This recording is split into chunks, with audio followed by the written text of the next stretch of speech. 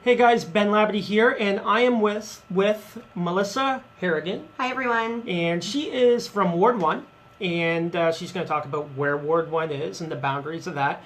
And the cool thing is that we used to be on youth council together, so we're going to talk about that. But I want to say thank you everybody. The views on these interviews have been amazing, and there's a lot of exposure for the candidates, but more importantly, there's been amazing exposure for the community people who get to know the candidates. So they get to know you, who you are, in a more easy, kind of fun way. So there's still pressure being on here, being live and answering questions. But I do appreciate every person that hits that like button, share button, or even says hello just to know, let us know that you're there, which is really helping out the whole process. And at the end of this, I really believe that we're going to have a higher voter turnout, and we're going to have a more informed public going out and voting at the polls. So thank you very much. I just wanted to say thank you to everybody. And we're also going to have Brock McGregor and Don Fuoco on here. They're Ward 6 candidates on Wednesday, so look forward to that. And hello, everybody. So Hi Shelley. We got Jeff, Jeremy, Shelley, Jeff. Hi, and Jeremy. Ryan. And Shelley was part of the youth council. Yes. So enough of me talking. People don't want to hear me talk. They hear me enough. They want to hear about you. So tell us about yourself. Tell us what's going on. Yeah, so I'll start by telling you a bit about myself now. So I live out in Jeanette's Creek with my husband and our 3 children. I came back to Chatham-Kent in 2012 after living away for some time. Okay. And I work in the health system, so a regional system that stretches from Windsor all the way up to Sarnia at Transform, and I'm the manager there of innovation and change management. So I'd like to think I'm a bit of a creative thinker. Fancy title. Oh, it's like the millennial job of the century. Right? Okay. Innovation and change management in the same. Hi, Megan. And really, like, what is motivating me to run is, since we've been back, I've noticed there's been lots of positive changes that's happened in Chatham-Kent, but a lot of the issues that we were talking through at Mayor's Youth Council 10 and 15 years ago, we're still having the same conversations again today. And I think that council needs some fresh voices, some fresh energy, some fresh faces, and I'd like to think that I've got some of the skills and abilities to make that happen. Awesome. So let's talk a little bit about youth council. We were on youth council. I was like the oldest one on youth council at the time, at the age of 24, and you were younger. But we did the skate parks was our big issue that we worked together. And what's kind of cool about when you look at now versus then is that we had to do it in each area. You were representing Ward 1 at the time. Yeah. I was representing Ward 6 at the time. And we were just having a conversation, which was really cool because I have 2 kids and you have 3. Yeah. And you said you guys go over to the skate park where you are. And I was telling her how my kids always like going over and just running up and down the ramps. Yeah, it's a funny story. So my kids were just in the hotspot camps that the municipalities did in Tilbury. Tilbury had a hotspot camp, which is a really great initiative and helped keep the kids busy and active through the summer. And every time I would pick them up, they would say like, Mom, I want to go and run the skate park. Right. And they have their own scooters and things like that, right? So they're not quite ready to do the tricks and things like that, but they just love the smooth pavement that it offers. And Tilbury Skate Park's not that big, but it's just the perfect little spot for kids to learn how to get on that smooth pavement and do. And it's a really cool initiative. The thing about the skate parks that I really like is, at least in Tilbury, there was a lot of discussion, and now we're going back, 15 years ago, but there was a lot of discussion about the location of where the skate park should be and what, if trees had to be cut down or if a baseball diamond had to be given up in order for the skate park to be located there. And I wasn't really, as youth council reps, we weren't really part of those conversations. We were there representing the youth, but it really did motivate me to get more involved in politics because you could see the before and the after of your involvement in the community. Yeah. Hi Nancy. And another thing that I did in Tilbury through the youth council and was enabled through the youth council is we started a youth recreational league. So for the youth in specifically the Tilbury area, but there are other people from Coatsworth and Merlin and other areas coming in. There's this gap. So if you stay and you go to school at St. Clair College or the University of Windsor and you stay in your home, maybe you're used to doing a lot of recreation or adult recreation and you lose that in the transition to post-secondary school because you'd have to drive to Windsor for the Windsor sports nights. So we had a league that had about 20 to 30 people show up on Wednesdays and they just you threw your shoe in, you picked your team, you played some good sports and you had some really good healthy active activity happening. And those initiatives are really good and they're really still happening in the community today. You see, especially in small towns, a lot of those community initiatives are driven by 2 or 3 volunteers, and that's what I'm seeing on the campaign trail, that It's a lot of busy people that are keeping our communities live, and those people should be commended. Awesome. So, hey guys, I see a bunch of you out there watching, and that's great. Don't be scared to ask questions. And don't be scared to hit that share button. It's like a thumb away. So, and you can see it on your phone or on your computer. So feel free to hit that. It always helps out. And actually get involved. I love all the people saying hello. So a lot of the things I hear from the interviews that I've been doing and talking to people is, how do we retain youth? And a neat point now is that you are the kind of person that we're trying to kind of attract back to the community. So you've started here, you got involved a little bit in politics, you left, you went to school, you did some stuff, I don't know where you lived, but now you're back. So how do we do that a couple more thousand times? Yeah, so my comeback story is actually really interesting, because we had settled, we'd lived in Toronto for a little bit, like a lot of young people do. They go to Toronto for their first job or for a graduate degree. And then we moved to Peterborough and started to settle in the Peterborough area. There were a lot of similarities between Peterborough's community and Chatham-Kent. Like, it's located on the water, a larger community surrounded by small communities. And so in a lot of ways we said, like, oh, this is kind of like home. And we felt that affinity to the community. And then, when we started to look at things like cost of living, proximity to parents, grandparents, and our social network of friends, and then also where we wanted to call home. Once the kids started coming, we said, we need to start looking at Chatham-Kent. And my husband's actually from Staples, which is a small community near Leamington. So he's from near the area as well. Not the store. Not the store. And so the decision to come back for us, we actually watched, both of us were job watching. So we were monitoring Chatham-Kent jobs, and as soon as an opportunity came back that would bring us back, we decided to take it. So it took a while for us, once we did come back, to actually settle in a location. We moved back in 2012 and didn't actually purchase our home until 2015. So housing's an issue that we could talk about, that we would certainly have that experience with. But I think Chatham-Kent has a lot to offer young people, and the bulk of our young people that are coming to live in Chatham-Kent are likely not from other places. They're likely the people who grew up here, who we need to help foster strong ties with as they're growing up in the community of Chatham-Kent, so that they can think about coming back. Awesome. Hey Pat, how you doing? Hi Pat, hi Daryl. So let's talk about, give us a specifics on where Ward 1 is. Yes. Most of the people that come on here are from Ward 6. We are reaching out and being contacted from other wards, people coming to talk. But nobody knows where Ward 1 is. Yep, so Ward 1 is West Kent. So we're talking Merlin, Tilbury, Wheatley, and then all these small little pockets of communities, so Coatsworth and Fletcher and Jeanette's Creek and all the rural communities in between. What's interesting about Ward 1 is it's a border community. So if you live in Wheatley, you're 7 minutes away from Leamington, which is another larger community. And if you live in Tilbury, so my children go to school in Tilbury, there are just as many kids who are living in Lakeshore that are coming to Tilbury schools as there are people who live in Chatham-Kent. So there's a lot of connections in Ward 1 to other communities, which I think makes it a little bit unique, right? So one of those border wards, but what's really special about Ward 1 is it is very quaint. So the communities in Ward 1 are very well connected. They are small in small towns. But you see in our neighboring municipalities that there is intense opportunity in small towns. So if you look at Kingsville and the surrounding areas, and the wine county and the bike trails and things that are happening in our neighboring municipalities, you can see that, a place like Colchester, which 20 years ago was just another small town you drove by, is now this huge tourist attraction in this tourist area. And I think I see, especially in Wheatley, a lot of potential to become that.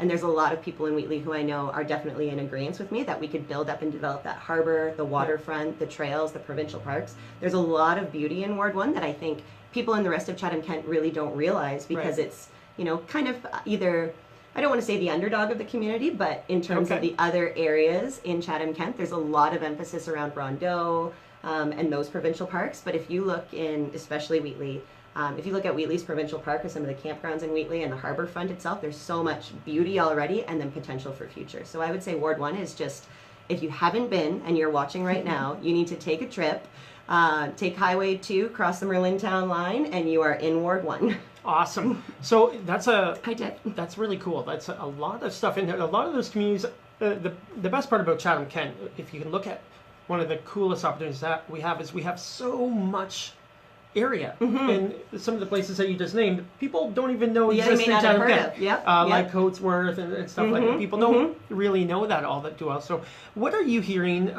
We talk about the connection between Chatham and Chatham Kent and amalgamation. We talk about that a lot. Do you hear anything on the trail about the voice of Ward 1 not being heard in total? Yep. So I'll be honest, Ben, I think there's two generations of people who have thoughts about Ward 1 and the rest of Chatham Kent. So there's people who went through what we could all probably agree was a bit of a painful process during amalgamation, right? And feeling like they were part of a generation that lost a bit of a local voice and had to find their place within Chatham Kent as a community. Yeah. Then you have my generation, which I would say, like, so I grew up in Tilbury as a small town. I was always part of Tilbury and Chatham Kent. I went to high school actually at the Pines, and so I, did elementary school in Tilbury, but spent a lot of time in Chatham in my, as I grew up. And now I think this generation and this generation of families is, very connected to their community, but also connected to other communities. So not necessarily just Chatham and their community, but also Leamington and Lakeshore and other neighboring communities. Right. And you probably have something very similar in Wallaceburg and Dresden, where they're very connected to Sarnia-Lambton areas. Yes. And so I think as a potential counselor, as a candidate for counselor, my approach, and I think it's the responsibility of a counselor to really connect with the community that they're in. I feel very connected to my community, definitely through my children, but through the volunteer work that I do as well. But you're making decisions for all of Chatham Kent. Right. And I've had some really interesting conversations where people have asked me about issues specifically in Dresden, and the horse races and the casino being built, right? Which is an area that I didn't know too much about, or didn't think when I was reading the newspaper that it affected people in Tilbury and Merlin. But actually, there's quite a large number of people that are connected to those races in my ward and region who say, like, we're really interested to know what the outcome of this is going to be. So that to me was a bit of an eye-opener, because the decisions that are made in one area don't just affect that ward or region, right? Like, we are so interconnected with ourselves and with other communities that today I think it's really difficult to say, I'm running in Ward 1 to be the Ward 1 champion. Right. And I'm only going to think about Ward 1, and I'm only going to vote for something in your ward if you vote for something in my ward. I think that's kind of the old school politics that we're looking and we need to get away from, right? We need to make decisions that reflect the opportunity of our communities today, knowing that Chatham Kent is not going to thrive if any of our communities fall to the wayside, right? So, improving Chatham proper. I know we're probably going to talk about the sports complex and arena. That's a big issue. That's important. It's also important to develop Wheatley's waterfront. It's also important to make sure that Tilbury's recreational spaces are being used and are being developed as well. It's also important to talk about Merlin's baseball diamonds. So it's not just should we invest in one area. It's how can all of our communities grow together. Awesome. So we got a bunch of people saying hi, Kelly. From Ottawa. Yes. Dave Burney, hello. Derek Rudy. Hi, Derek. And Jeff Komisky. Good info on Ward number one. And that's really good. Well polished. Like, you nailed it there. Oh, that was pretty good. It's like I was practicing in the shower this morning. You really know number one. Now, we are going to talk about the sports complex, but I want to know a little bit more about the volunteer work that you've been doing or have done in the past, and not just in Chatham, but wherever you have been. Yeah, absolutely. So, so obviously the roots are in the Mayor's Youth Council. Yep. My husband and I do a lot of volunteering within our community through our children. So obviously our kids are in elementary school now, so there's parent council volunteering, and there's different initiatives the school does that we like to participate in.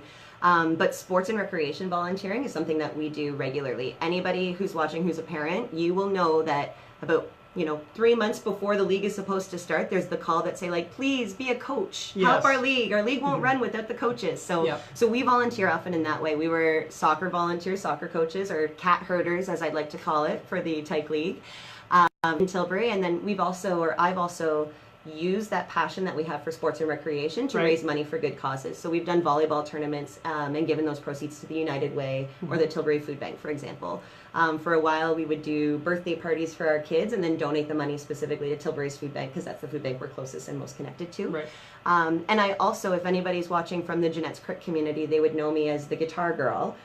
Because I volunteered and did the Jeanette's Crick. There's a small church, St. Peter's Church, and my father and I were the choir, the 2-person choir for about 5 years. So you can jam on guitar. Yep. Well, I wouldn't say jam. I can strum. I can strum a guitar. Okay. In a choir. Yep, Okay. in a choir. So sometimes we'll go back and we'll volunteer if they need people for special occasions, or if the regular, better polished musician has to go on vacation, they'll ask us if we can sub in for that. So, Okay.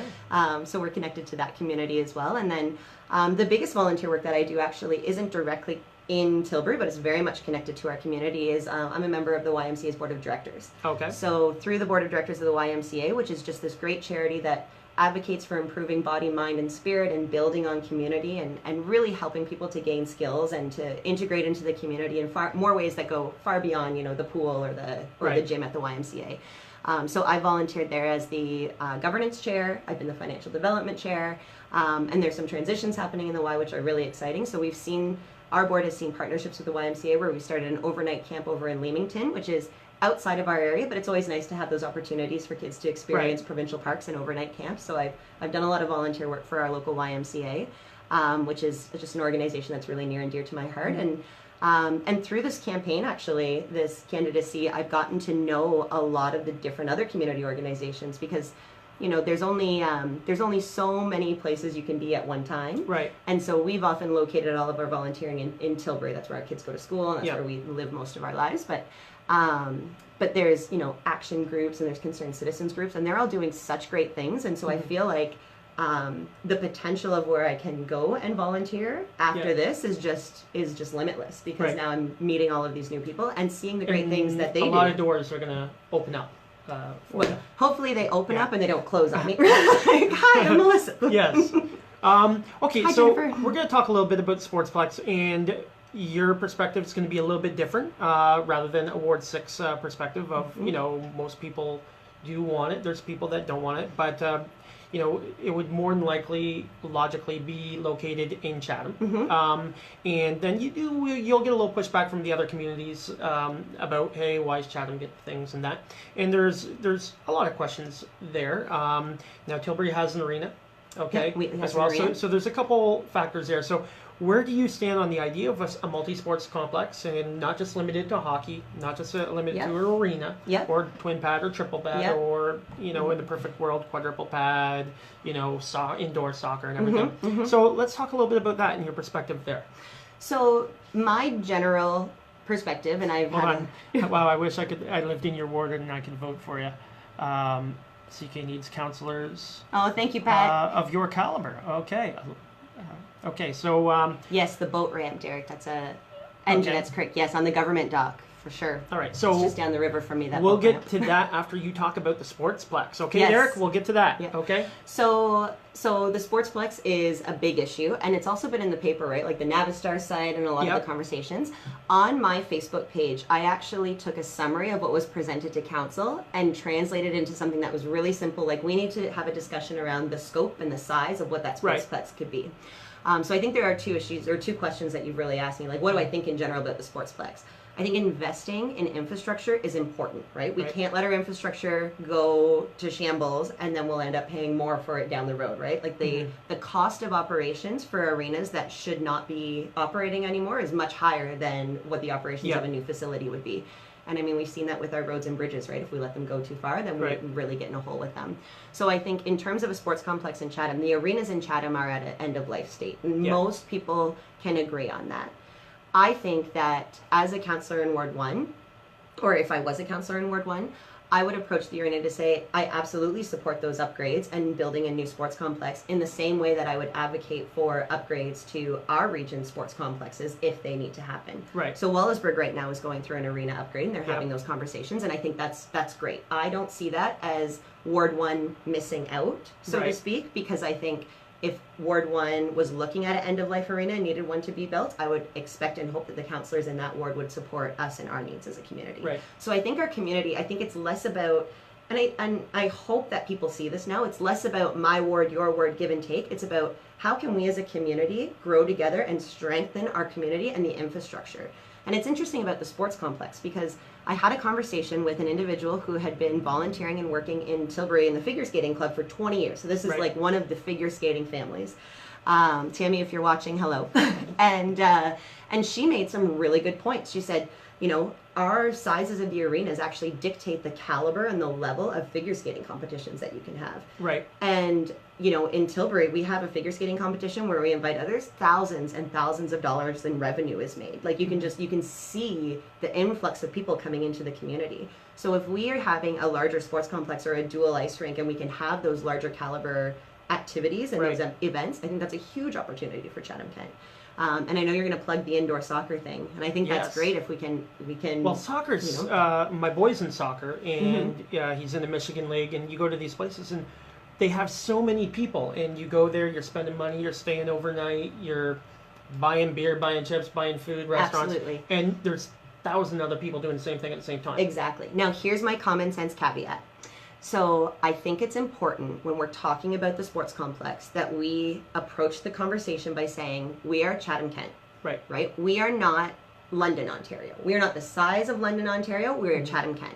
And so what does Chatham-Kent need for its size, for its community groups, for its usage, and how can we make a good common sense decision so that we're not, underbuilding or overshooting and then having to pay for it later? Because if you underbuild, right, and we've seen that before where we've invested in something in the community and it's not been exactly what we've wanted, and people say, oh, it's disappointing, it doesn't have this aspect or this aspect, right? You can see that hindsight of, I wish we would have invested in the additional capital ahead of time. But then if you overbuild, then you have high operating costs on an annual basis. Then you have taxpayers that are paying large amounts of revenue. And the difference in the community arena versus the event center, right? We're talking a difference of, a couple $100,000 of operating expenses to $500,000 to $1 million annually of operating expenses. So I'm not saying, I don't think we have enough information in this council. As I understand it, the current council has asked administration to go back and do more full research and in-depth research on what the operating expenses and the comparison and scope is. But it's probably the biggest decision of the next council because it's the largest capital potential investment for Chatham-Kent. Awesome. Great answers. Okay, let's get to Derek. I told you, Derek, we'd get to you here. I messed up the thing. So along with Wheatley's waterfront being a priority, the boat ramp at Jeanette's Creek should be enhanced into a beautiful park, even though a local politician solution is to just bring a lawn chair. Yeah, so that's a great point, Derek. That is actually down the river from my house. I know exactly the dock you are talking about.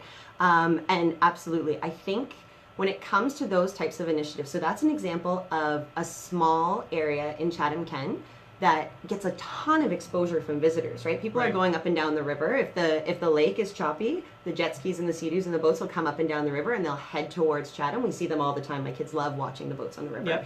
And that government dock area and that boat launch is always busy. There are fishermen and families going fishing. There are people going in and out. It's a very busy dock. It does have absolutely the potential to be beautiful. And I will commend current Councillor Herman, who put something forward actually a couple months ago to do something very similar in Highgate. And I think that those sorts of small initiatives to beautify like a small corner of the world, of our world, so to speak, they pay back in dividends because those are beautiful places for people to come, to experience, to see, and to live. And they have those free, family fishing weekends, fish without your license. So who knows, that those types of investments into our community spaces might just prompt people to start exploring Ward 1 and finding that boat ramp in Jeanette's Creek, which actually we can make a challenge, a Facebook challenge to anybody outside of Ward 1. Find the dock that Derek Rudy is talking about and take a picture and tag Ben in it, and we'll see if other people can find it. It's a bit of a challenge. Awesome. That could be fun. Yeah. And what's really cool about what you just said is most people, when we think water, think Erio, Mitchell's Bay, Rondeau. Nobody's ever mentioned Jeanette's Creek. Can I give you some stats, some Ward 1 stats? All the Wheatley people are going to be so proud of me because Wheatley, I think this is more well known as a stat, is the largest freshwater commercial fishing harbor in the world. Really? Yeah, out of Lake Erie, right? It's the largest, and there's so many boats. Somebody has actually offered to take me on a fishing commercial charter, so I might do a Facebook Live. I might try my own Facebook Live. That'd be a good idea. From the depths of Erie or Lake Erie. And the other important thing is, so it's not directly connected to our ward because Lighthouse Cove, which is one of, the Jeanette's Creek goes out into Lighthouse Cove, that's technically lakeshore, but that goes into Lake St. Clair, and Lake St. Clair is one of those border lakes, again, part of Chatham-Kent. That is the most diverse recreational fishing lake in the world in terms of species and recreational fishing. So I've never seen it, but apparently there are those fishing shows and those hunting shows. People are coming to Lake St. Clair to tape out of them because it's so diverse. It's the most diverse in the world. So we've got some number ones in Ward 1 when it comes to our waterways, and it's worth investing in, and it's worth not just investing in, but having conversations that are celebrating these assets, right? Because water is so important. On my Facebook page, I posted a whole infographic, a little plug for myself and my Facebook page on the importance of water. Because water causes a lot of challenges in Chatham-Kent. There are drainage challenges, flooding challenges that we have, but it also is the source of so much recreation, so much beauty, so much opportunity. And I've seen other municipalities do water really well. Right. If you go to Lakeshore, and anybody's checked out Bell River's little stand-up paddleboard thing that they've got going on, right? Like there's a whole community that's built around water that is actually driving the economy right now. And I think we can do something really similar in Chatham-Kent. Awesome. So if you're on council, can we still hire you as the director of tourism for Chatham-Kent? Yeah, is that possible? no, not that would be pretty good. So I don't know how to say that name. Jaleesa. Jaleesa? Hi, Jaleesa. Terry Fenton, Jennifer Wilson, absolutely. CK needs youth and energy, brilliance. Melissa has, all right. Well, that's thanks, a good Jennifer. One. Stronger Together. Absolutely. Sean McIntyre, how you doing? Sue, Tommy. Look Hi, at all these Tama. people. Hi, Lisa. Yeah. Awesome. So let's get to some housing. What's the housing like in Ward 1? I know there's a shortage everywhere. Yep. Okay, and it's hard to find places to rent, but what's it like in Ward 1? What are you hearing, or do you know too much about that? No, I do. I know a little bit about housing. Actually, for me, the challenge I've been hearing about housing are from people who are currently renting, so are very connected to Tilbury or Merlin. Right. I'm going Wheatley door to door this week, so I'm hoping to learn more about the housing issues in Wheatley as I knock on doors and say hi. I think the issue is a lot of people who grew up in these smaller communities can't find rental housing. So they might be either, maybe they've retired and they are now not looking to own and they want to rent something, but they, want to rent something nice that they don't have to upkeep too much. Or they're, in that age generation that now can stretch from 22 to 42, where they're trying to save for their first home and they need to rent something that's affordable but also safe and available for them, connected to the rest of the community. And it's a challenge for people to find rental housing in Ward 1. I also have a kind of task on my to-do list to identify the wait lists for things in the area, because I think that not just for housing but also for childcare subsidies and things like that, because it'd be really interesting to know, broken out, it's an issue across all of Chatham-Kent, but broken out into the smaller communities, I think, we don't have apartment complexes that are as big as they are in Chatham, right? So we don't have as much infrastructure for the housing. So it'd be really interesting to see those lists and then to have some conversations about what we could do about it. I love the tiny house motion. Yeah. I agree. I watched bits and pieces of your Facebook live feed because I think that's something people are looking into, like alternative lifestyles and alternative ways of living where they can still stay connected to their communities. Yeah.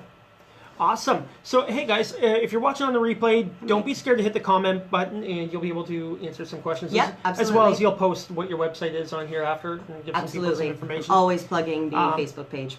Awesome. And what do you think about social media? So, we're doing these interviews, trying to get more voter turnout, trying to get people to know the candidates and that. And do you plan on using social media or the new ways of media to stay in touch with your own ward? Because you have a big ward, like big area-wise, right? Absolutely. And again, and you're going out to Wheatley, Tilbury, and these places cover a lot of ground. Yeah. You can't possibly be everywhere at once. Is this going to be a platform that you use because you're well-spoken, like to communicate with people very well? Is this something that you want to continue doing? Yeah, so I think you need the balance, right? Like I think that social media is a great tool that people can use to engage with members of the community. And Jeff Bowman, if you're watching, hello, recently shared this Facebook Live and made the comment, like, what a great way to get to know your candidates from the comfort of your own couch, right? Out of the 25 people watching, there's probably 21 in their pajamas right now, which I'm envious of. And that's a really great... Hit the like button if you're in your pajamas. Yeah. Facebook challenge. Yeah. Yes. And I think that's a really great way for people to connect to people in politics because, I think there's still that distance, right, where people see a member of council or a member of parliament and they think like, oh, how do I go up and express myself to them? Facebook really levels that playing field, right? If you want to send me a message on Facebook or connect to my feed or like a post or comment on something I have to say, like that's a really quick and easy way for me to connect with people. Yeah. But I think connection needs to go so much farther than that, right? I think people need to see me and who I am, and they, you know, some people still want to shake hands. I know there are lots of people who still would like to have morning coffee, and if elected as a councillor, I am more than willing to go around to the different coffee shops once in a while and say hi and chat over coffee. Hi, Brienne. Right. But I think social media is just that next generation and another tool that people can use to connect with me. I've seen current counselors that are on social media, I think are more engaged with the community and more in touch with the issues that the community is facing, because they're able to, you know, have a pulse on things and see and hear what's going on. Awesome. Impressive, Melissa. Oh, thanks, okay. Terry. Hi, Melissa, long time. Hi, Janice. Let's see here. Dylan, how you doing? Mike, Don Fuoco. Don's going to be on Wednesday running in Ward 6. What do we got here? Melissa needs to be one of the 5 full-time counselors for CK that need to get... Thanks, Steve. Awesome capability to help get CK back to financial stability that'll lead us to citizen retention and growth. Let's talk about financial stability of Chatham-Kent, because we don't really, a lot of these times, I'm getting to know counselors, I'm talking about stuff I like to talk about, obviously, like the rail line and the sports complex and economic development, tourism, marketing, and stuff like that. What all do you know about, and I know a lot of it is you jump into it, right? You're going to learn 100 more things day one than you know right now. What do you know right now, or what kind of background do you have that can help you? With budgets, So what I think is actually great that administration did last year was to talk about how municipal budgets are made. So what goes in, what comes out, right? There's a really cool little one of those draw videos, right? That talks about how a municipal budget is made. Within my background, you know, when you sit on a board of directors in an organization as large as the YMCA, you learn very quickly how to read, understand, and interpret budgets, and how to, you know, make a strategic plan that is feasible within the budget that you know your organization is working with. And I think that's something that's really important for Chatham-Kent to continue to do. And we talk about all these potential initiatives, you know, developing waterfront, looking at social housing, improving our community so we can all grow together. But ultimately, that comes with a cost. And so I think the way of the future and the next counselor really needs to start to do more work in engaging different models of financing and funding these initiatives. So I'm not sure if you've heard of P3 model. It's a new buzzword that's been around for probably a decade now, but it's a public-private partnership, so the 3 Ps. And what that means is, you know, you might have the municipality of Chatham-Kent who says we want to achieve something, and then you have some private businesses who say, okay, we could kick in some dollars, and then you'll turn around and you'll say, oh, Ontario or Canada, and you'll see if senior government can participate, and together you will share the risk and reward of the investment that you make. So I think a lot of these initiatives are going to have to rely on that model, because more and more, you know, there are less and less dollars in the system and more demands of the system. So we have to think that through when we're making budgets. And my big approach to budgets, and I know many people that are my age, right, you're balancing things like your mortgage and you're saving for your kids' education, and maybe you're still paying off your own education, and you've got things that you want to save for and cars and things like that. So you make a family budget and you try to stick to it, right? You use common sense. And I think that same common sense needs to be applied to our municipality. So our municipality has been steadily paying off debt, and we have a pretty good trajectory, I would say. You know, I think people say we want to get rid of debt and eliminate it totally, but it's just like in your family, you can't sacrifice buying groceries to pay your mortgage off faster, right? You've got to have that balance. So I think we have to have that balance on council. And I also think more education to the general public around how budgets work is important. And I think that's a role of a councillor, is to help translate those difficult conversations into coffee table conversations or Facebook conversations to help people understand what goes into that process, right? Because ultimately the budget is everybody's budget. It's our tax dollars that make up the budget. Awesome. The bulk of the budget. So I'm guessing other people might be thinking this too, but the way I'm listening to you talk is pretty good. Would you ever want to run for mayor? Like, what happens after you get onto council?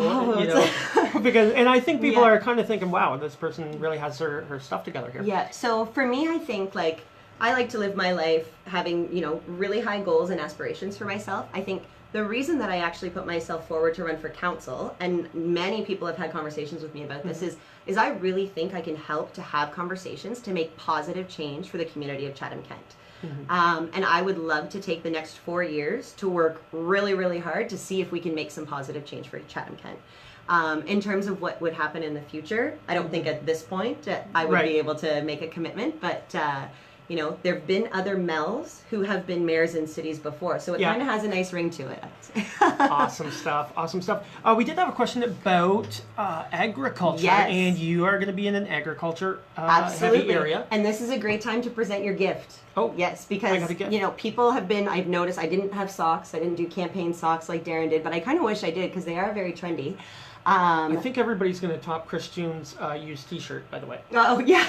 So, so Jennifer, your question about agriculture, super important in our ward and our region, and I think it's important to support all different levels of agriculture. So right now, agriculture is it is our biggest industry in Chatham-Kent.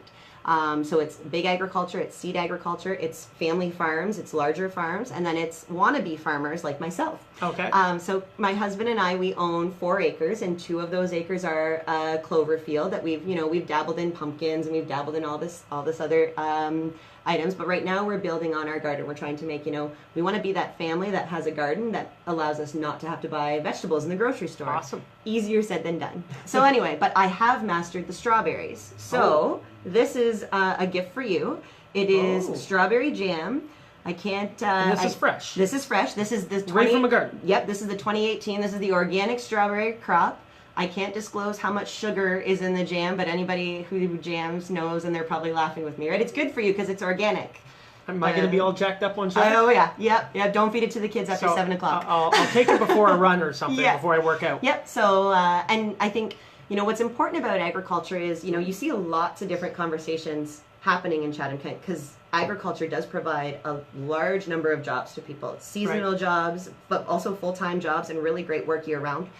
Especially in the community that I'm in, Jeanette's Kirk, we've got some big agriculture places. Mazak Seeds is just around the corner from us, and Jennifer's very connected to Thompson's. So, so there's some big industries, but then there's also, some young entrepreneurs that are starting to partner up with restaurants to do the whole local business and local peanut butter jam, local opportunities. Exactly. So. For a while, I thought I could be hot pepper girl because I used to pickle jalapeno peppers, but guitar girl, hot pepper girl, yeah, jack of all trades, jam girl. Exactly. Okay. So yes, agriculture is really important. I need to learn more about what issues farmers are facing. So I've had conversations with farmers that I would think I wouldn't have even thought of what their concerns are. So one example is salting the roads in the wintertime. The salt actually, if you salt too much, then it damages the soil, and you could see when the beans or the corn is growing, you can actually see the damage that it's doing. And so those are conversations, I'm not sure if there's a solution to that issue, but there's certainly conversations worth having. And I know that us as small farmers, we're surrounded by large farmers. Right. So our neighbors detasseled our heritage heirloom corn because it lined up with the seed detassel season of their corn, and we're okay with that. And I think that we need to make sure that we're working together to support everybody who wants to get involved in agriculture, because we really are the agriculture capital of Canada in Chatham-Kent. And I think more people in the rest of the world need to know about corn detasseling. Yeah, right. People don't know what we're talking about. Yes. Daryl, Melissa, make CK great again. Oh, that's punny, Daryl. Tommy Marshall, you got my vote. Thanks, Tommy. Chris June, how you doing, buddy? You are amazing. Best of luck. Thank you, Shelley. Signed and autographed used shirt, my good friend. Yes, he did sign it. I'm going to post a picture of the signed autograph of that Chris kind of handed me there. Let's see what else we got. Very professional speaker, spot on. And yeah, Derek, you're absolutely right there. I'm having a tough time. So if you see this thing shaking around, I'll bring toast 6 a.m. Thursday. I'll bring toast at 6 a.m. on Thursday. You bring the jam. Yes, awesome stuff. Let's talk about one more thing here. Hey, if you guys got any questions, make sure to ask them. Again, if it's on the replay and you're watching the replay, you can still ask the questions there. You're probably going to comment on some of these after that. The rail line. Okay, we talked about the rail line a lot because it's in the news a lot. And people like talking about it. I like the idea, this is just my idea, of having it one big trail that connects Chatham, Dresden, and Wallaceburg, because it is the size of a marathon. That's the exact distance of a marathon. And I like the marketing opportunities for each area where you can kind of start and do a marathon over a period of days or weekends or whatever, visiting different parts of Chatham at the same time. What all do you know about the rail thing, and where would you go with it? So I know the railway has been contentious. We'll use that to summarize it. I think it's important for new councillors coming in to both respect decisions that previous councillors have made and previous councils have made with the information that they had at the time that they made them. Right. But I also think it's important for new council members to be brave and say, well, maybe at the time that was a decision that we made, but now with the knowledge that we know and the knowledge that we have, we're going to go in a different direction and make that decision. And I think that's where we are with the railway in Chatham-Kent. Okay. In terms of the trails, I am such an avid supporter of trails because when my husband and I lived in Peterborough, we would go on all of the trails. Right. And when we came back to Chatham-Kent, something that we noticed, and we live in the country, so we do have rural roads, which to me are just as beautiful as trails, and sometimes scary because you hear a fox or something and then you run faster, or you have to walk faster. But we said, like, oh, we miss the trails. And so now that there's all these opportunities, the Round the River Trail, you know, some people might not be supportive of a bridge-to-bridge trail. As somebody who lives just a few kilometers away from Prairie Siding and know that that stretches into the Tecumseh line and then could potentially stretch into Lakeshore, I see huge opportunity in that trail being the beginning of what can connect us to Windsor-Essex Lakeshore trails.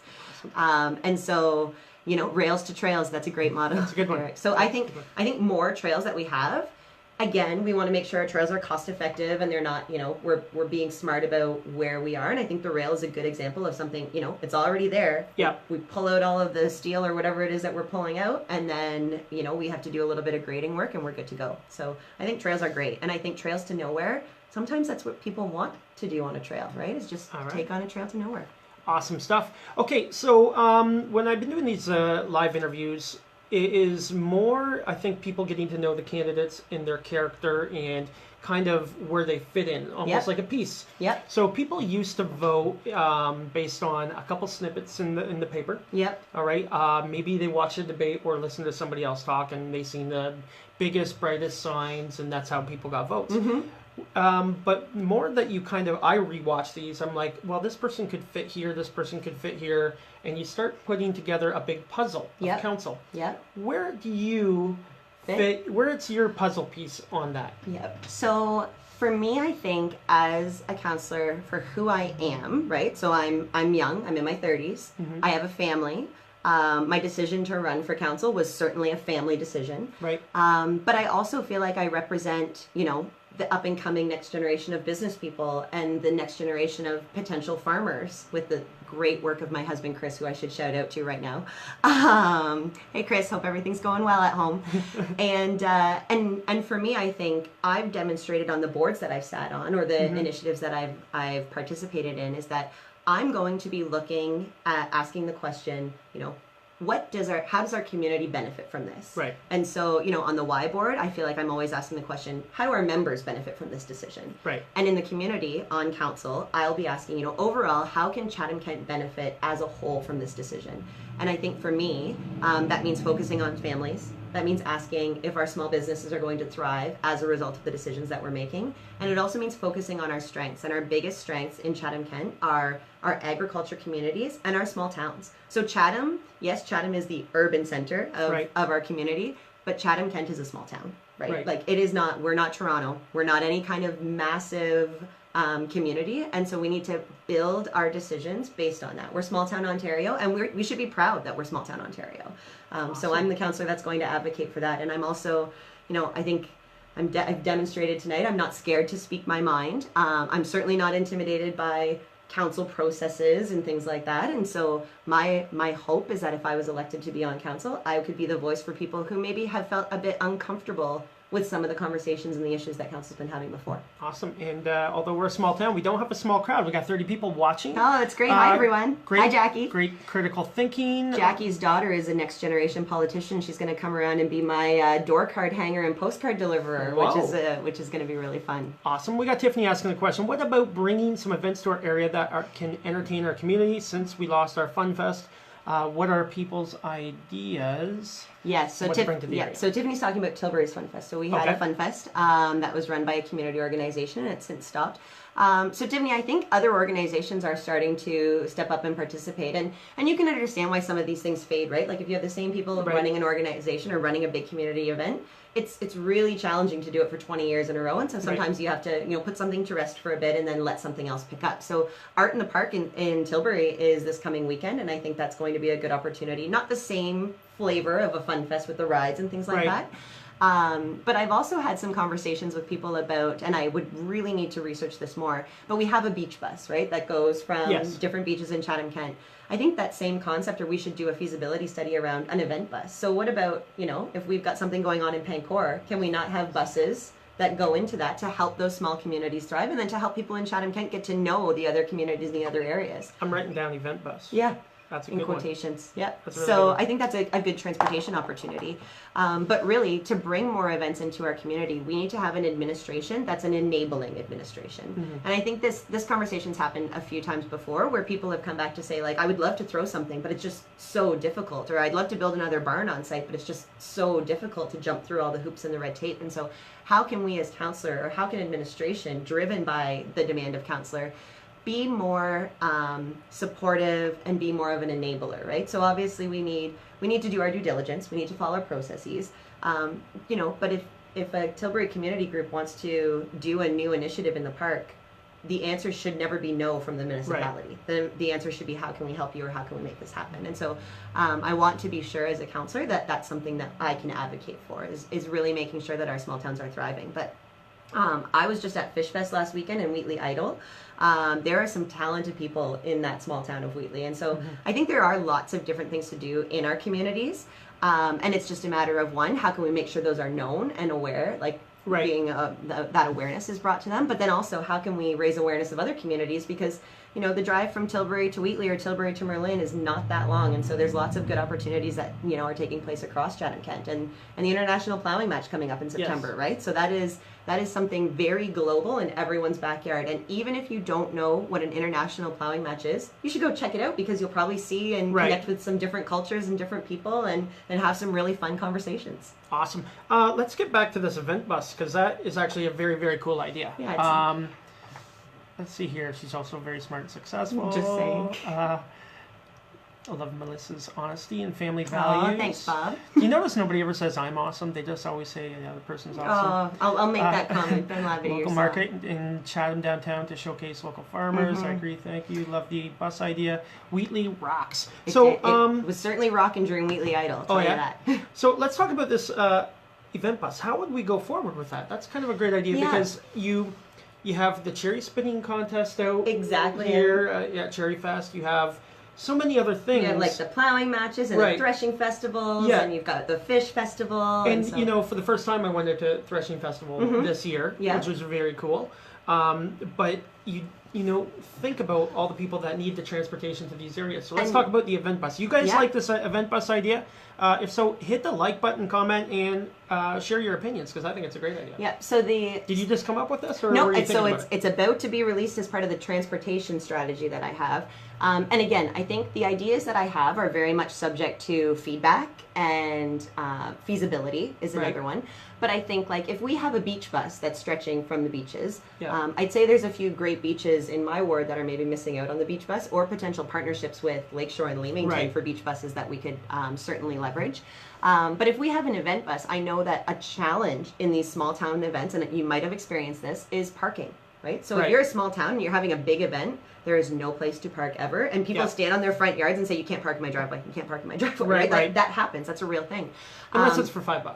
Yeah. So then it's an economic opportunity. Yes.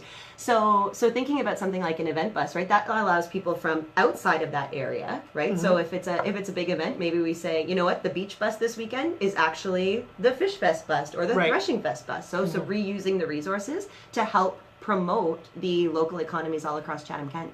Awesome. I got one for me. Let's go with it. Shout out. You're providing a great service to the voters in FCK, introducing candidates. Awesome, Pat. Thank you for that. Agreed, Melissa. We need to continue to enable each other and work to eliminate barriers. We need to stop thinking in community silos, event bus, community inclusivity. So Chris had made a good comment, and it's almost a lot what you just said about enabling people in Chatham to just don't say no. Everybody gets us no, and he was like, how can we always get to yes? For how whatever yes? expansion, growth, community ideas, how do we get to yes? So That's along the same lines of thinking there. Yeah. And I think it's about, it's about community initiatives and definitely community groups, but it's also about homeowners too. So, when you buy a house that's 115 years old, you run into hiccups. So my husband and I had to replace a whole septic system. And let me tell you, I learned so much about septic systems in a very short period of time, a couple Decembers ago.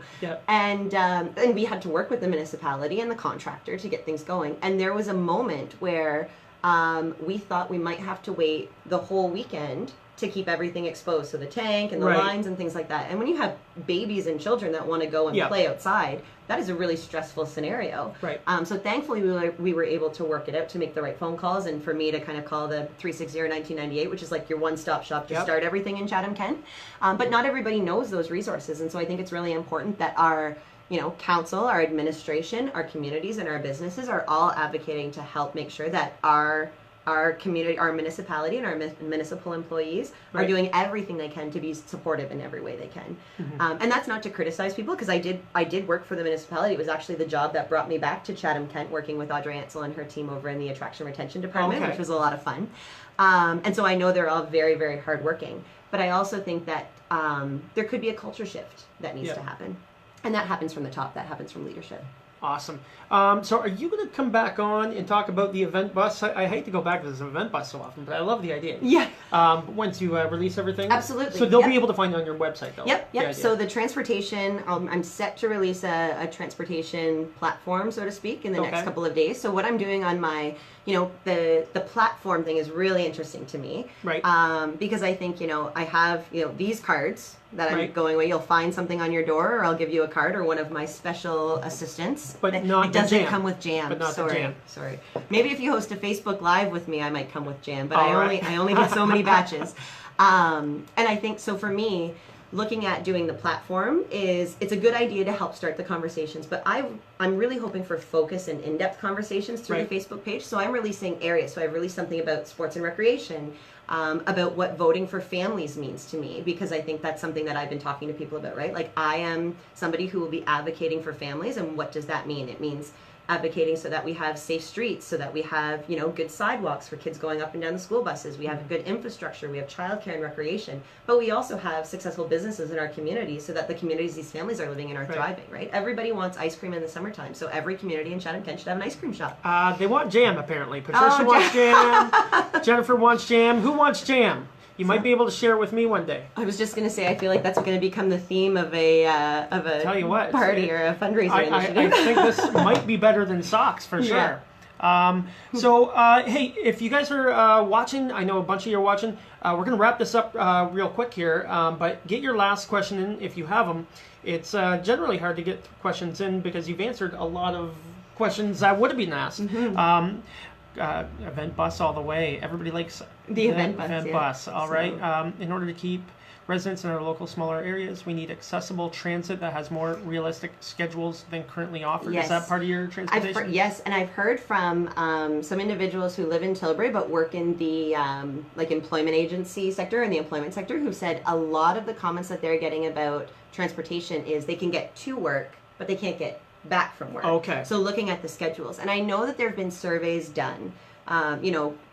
Click on this link on the municipality, talk about point of view surveys or like how your experiences. But I think we can do better with our data and data-based decisions in municipality. So I work in the healthcare industry. So data drives all of the decisions that we make in the healthcare industry. But more and more data is becoming not only people are collecting it, but in the digital world, it's becoming more accessible and more open. So we should be able to take a look at the data of when people are currently using the bus and create more efficient bus schedules. So you see that in a lot of the college towns or college communities where the bus schedules are very much in line with when the classes are for students to go to and from classes. We need to look at doing something very similar for people who are going to shift work on the bus or other different jobs on the bus. So making sure not only is our transit affordable and accessible, but also is reflective of the needs of the communities that we face. Awesome stuff. Okay, we're going to wrap this up. I'm probably going to have a little bit of this tonight and then go for a walk after, but I'm going to work out tomorrow. And before I do that, I'm going to have some toast and jam because it's awesome.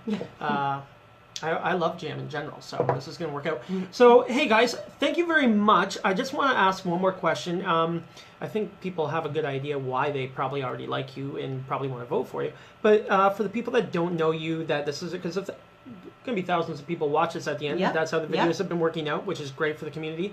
What can you tell them? Why should they vote for you if they're in Ward 1? Yep. So I think in Ward 1, we've got some really great communities and some really great people in those communities. So as a candidate running for council, my goal is to get in touch with those communities and those people and to help be the voice of that community. Recognizing that I feel like I have a lot of energy, a lot of motivation, and a lot of skills to get the job done. The biggest thing that I think I would bring to the table is being open-minded and being a listener. So there's a lot that I have to learn. And as a new counselor, if I was elected counselor, you will never hear the answer from me as, oh, that's the way it's always been. Or no, we can't change that. Because I'm really motivated to help find those answers and to help change when people have challenges and questions and priorities. Awesome. Well, everybody seems to think you're awesome, so that's really good. So are you going to come back on mid-campaign? Absolutely. Because this is fun. I was just going to say I can bring you some, like, pumpkin or something, right? Like, we can go more towards the fall, and I can bring something in a can from the fall. But absolutely. And in the meantime, if people are looking to learn more about me, I have a Facebook page. It's at Elect Melissa Harrigan on Facebook. And I hope the goal for the campaign is to knock on everybody's door. So you should get a postcard or a door hanger. Awesome. And hopefully we get to chat in the next couple of months, everyone. Yeah. So you'll be commenting below. Yeah, if we missed. Yeah. So people be able to click her name to go to your Facebook page, right? Yeah. That's how you'll be commenting. And what were you just going to say there? Oh, no, I was just going to, I like the proven leadership, no jam. So yeah, I'm really looking forward and I'm really open through, even just this last month, I've learned so much about people's priorities and communities, and I hope to keep learning over the next little while. Awesome. Can you teach me not to say I say and a lot when I do these. You rarely do that. So yeah, my thing is like. I say like a lot. Okay, that's good. And I hope people hit the like button here. So that's a good thing. Yes, subliminal messaging, and that's great. Okay, so thank you very much, everybody, for watching. We greatly appreciate the time you take to learn about the candidates, to express interest in politics, especially local politics, to help out. And can I plug the vote? Can I plug the Get Out and Vote? Plug the Get Out and Vote. Yes. So if you're watching right now, even if you think maybe I'm not the candidate for you, you need to share the video just for the last 10 seconds of what I'm about to say. I think voting in Chatham-Kent, now you can vote online. Yep. You can vote 2 weeks before the election online from the comfort of your own couch, in your pajamas if you want to. You can vote at municipal centers in advance. Yep. And then you can vote on election day. And there's a lot of different ways on election day you can vote. So this is just a great opportunity for us. Like, wouldn't it be great if we raise the percentage of voters in Chatham-Kent by 10%? What about a Facebook Live online vote day? Hey, that could be good. Can we get to 500 people who say they voted? 500 people, and we sit there and we talk about voting and how to do it, and actually have a computer and people behind us telling people how to do it and how they can do it that day. Exactly, because the truth is if you like the status quo, you vote, and if you want some change and some new fresh energy, you vote, right? The only way to really translate this conversation into action is for people to get out and vote. So I really hope that people take it seriously. If you've got young people in your house or in your family who haven't voted before, or maybe they're 18, 19, 20, this is the first time that they get to vote in the municipal election, then have a good conversation with them about voting. And I think your site, Ben, is a really great way for them to get in touch, because this is a method and a venue that they're used to. So you can have the conversations and you can say, hey, now you can vote online because you're on the voter list. So make sure you're on the voter list and get out there and vote come the time. It's still a little while from now, but I can't stress how important it is, right? Awesome. So stay tuned to our online vote promotion day. We're going to do something. You're going to come back to that? We're going to do something? We can do I don't know, maybe we can put someone in a dunk tank. And if we get that many, like, you can go in a dunk tank, right? And everybody gets a ball. What if I run shore to shore that day? Oh, so I've already mapped it out. It's 40 miles. And I can do it. Yeah. And we'll raise awareness for voting. For voting, yeah. Nobody's ever done. Yep. Awesome. So could be good. So yes, don't forget to vote, everyone. Hey, thank you very much, and we'll see you later. Hit that share button. Thank you very much. Bye, everyone.